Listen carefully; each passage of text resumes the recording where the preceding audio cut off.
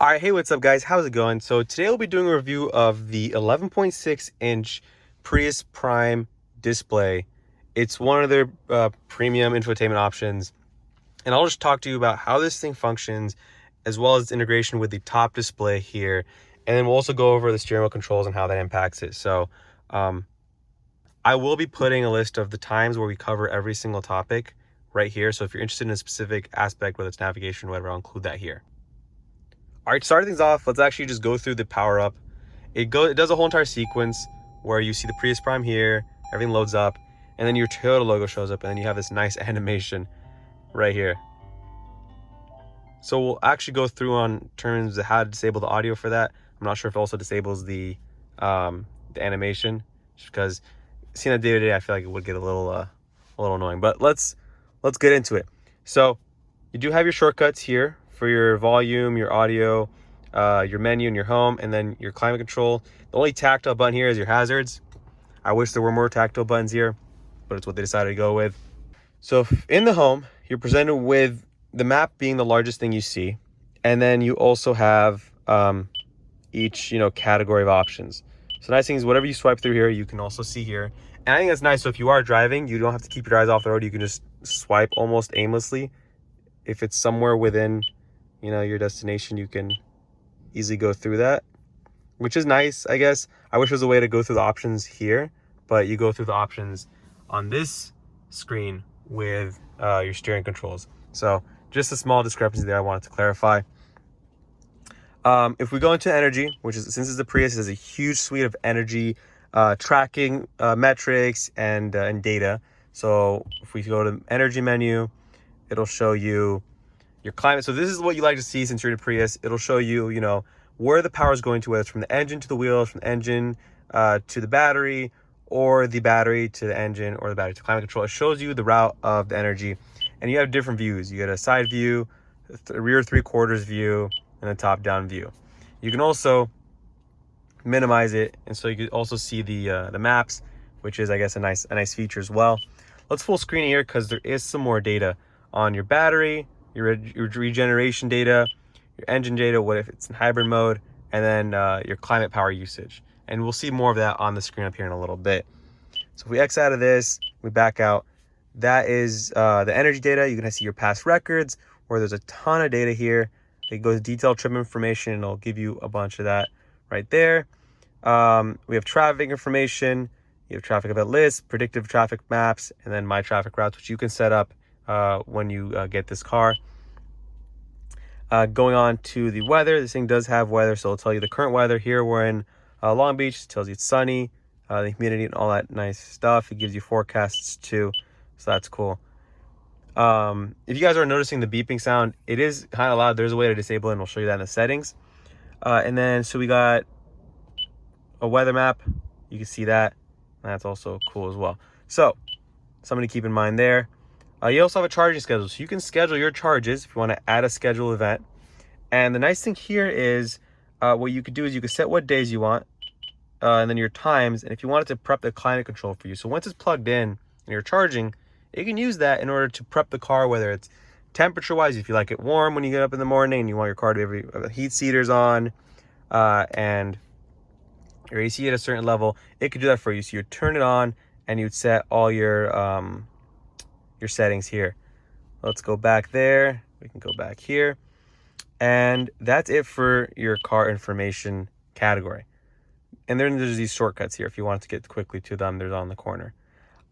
Let's go into destination here. Oh, yeah. All right.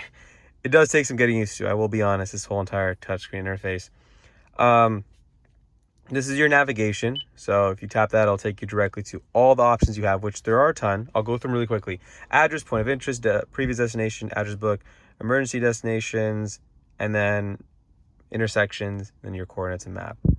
So there is voice commands which you can use, and I'll do a quick demo of that right now. So what I would do is I would click on the voice command button here. Please say a category name. Navigation. So I would say it's navigation. While it pulls that up. Please say a navigation command. Find a POI. Find a POI. Please say a POI category name. Airports. Airports. Please say the list number. Number 3. Number 3. Is this correct? We'll say yes, but we'll cancel out of the whole thing. So, we can cancel this all later. Please proceed to the highlighted route, then the route guidance will start. All right, so let's just cancel our guidance here. Delete destination, which is nice. But as you guys saw there is a bunch of steps you need to do just to enter in a navigation command. But because there's a bunch of other options, it's not like navigate me to the Long Beach airport, for example. I'd have to select the list number from the list, which makes me having to take my eyes off the road. So I really think they could have improved that, but that's how it works here in this system. So going on a phone, you can connect a phone and you have a call history, favorites. And then this is your Entune app suite, which has any software updates you need. We can click OK, and then it gives you an app catalog. But we're going to back out of that just because it hasn't been fully set up yet. All right, so for projection, this is going to be your Apple CarPlay. So I actually have to plug in my phone, which I'm going to do that right now. Just give me off camera. You can't see it because I'm on the phone. I'll allow it. There's a little prompt that shows up on your phone. And then when you tap on this, it turns into Apple CarPlay, as you guys noticed. And you have your Apple CarPlay. The thing is, it shows it right here. It doesn't take advantage of the full screen just because that's not the Apple CarPlay standard. And you have your climate controls here. You can switch between that and your radio controls, your media controls. So that's some of how you access this. You do have to enable it your first time, but that's the Apple CarPlay. I'm going to disconnect my phone right now, and then I'll go back to projections. So those are your main features here. Going into climate control, everything here is touchscreen. You do have your temperatures. You turn your front and rear on, and then you can adjust these. But I'll show you how you can adjust it on the top screen without even having to touch this, which I think is the way more practical and fast option, especially if you're the one driving the car. The passenger, they can fiddle with this and go through that, but I think for you as a driver, you're going to want to know how to use this to use your climate controls. All right, and then the same thing with your media. There's a bunch of controls there, but you also have media controls from your steering wheel. So let's go back to home, and we'll look at the settings. We'll actually go into the menu. It'll give us the settings here. There is display settings as well for your camera and whatnot, contrast, brightness. We won't get into that just because if you wanted to tweak it, you can dig into that yourself. Let's go into the settings here. And we do have our general, voice, Bluetooth, traffic, navigation, audio. Every category here pretty much has a setting. So we'll start off with the general. You have your system time, your units of measurement, the beeping sound. So if I want to turn that off, now it won't beep whenever I tap it. I think you should have the beep. What I honestly want to see is if you could adjust the beep volume. There is the beginning and ending sound. You can adjust it whether it's on or off, and then you can adjust the volume if it were on. Let's keep it on for the owner so they can get that experience. So it'll probably still give you the animation, just get rid of the sound. Keyboard layout, button sensitivity. I think you can just slide that to the left or right, depending on your preference. And you can delete your personal data if you want to ever sell the car or return it after a lease. All right, and you got your voice commands. Here are all your presets there. You can train your voice recognition to recognize your voice, which is pretty cool. Bluetooth settings. You have traffic settings, so you can adjust those here. There, I'll let you guys look at that real quick. Navigation settings as well. You can put your home. Quick tip I have for people ever putting their home as their address: I would never put your actual home address. Put something a couple blocks down in case your car does get stolen or something does happen. They don't have access to your home address, which is the last thing you want. So that's a quick tip there. Going on to audio, if it lets me tap it, you can change your presets and then your cover art. And then you have your vehicle settings, maintenance and vehicle customization. So door lock settings, climate settings, and light settings. So under maintenance, one thing I actually do want to know is you can put reminders for every single option. You can put your own personal ones, but you can also say air filter, when to replace it, wipers, coolant, brake oil. I think this should be in every car, to be completely honest with you, just because, I mean, I don't know what to set. You can set your dealership, which is also pretty cool. So I think this is a great feature. One, it's record, and two, it's a reminder. So when you do go to it, you can record it, but when you also want to set a reminder for the next one, you'd put that in here. I think that's great. I wish I had that on my car. Then you have your Entune app suite and then your data services, and that is your settings section.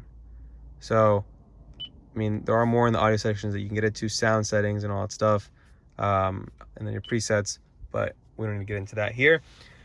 All right, let's move over to the steering wheel and the display up here. So I'm gonna go back as far back as I can. All right, here you go. Let's go to the eye. So all this right here is what controls your display up there, as you guys can see. This is your vehicle monitor, energy monitor system.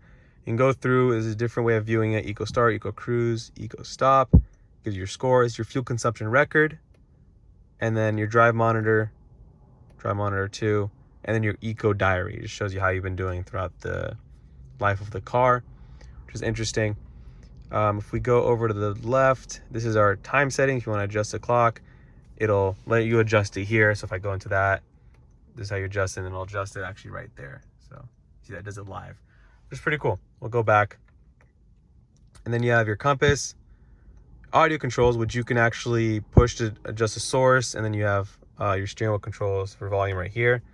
So that's pretty neat that you can do that from your steering wheel. Then you have your climate control. So this is where it gets interesting. Climate controls up here and climate controls down here. They both control it.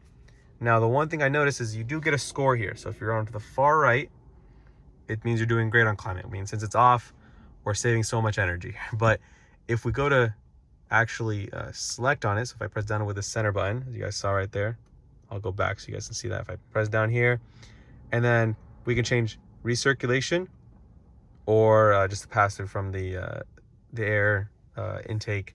So if you actually listen closely, you can hear the motor adjusting the valves.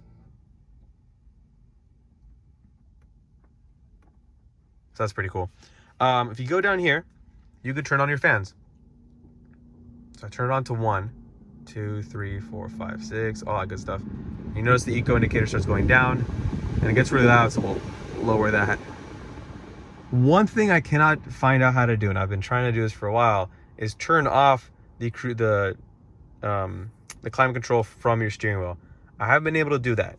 No matter where I go, it doesn't let me turn it off, which really bothers me. I wish you can, because the only other option is me going into here and actually pressing off.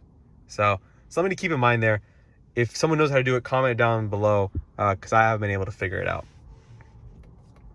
All right, so if we go back here, we can go over our next thing, which this is your lane keep and your cruise control monitor.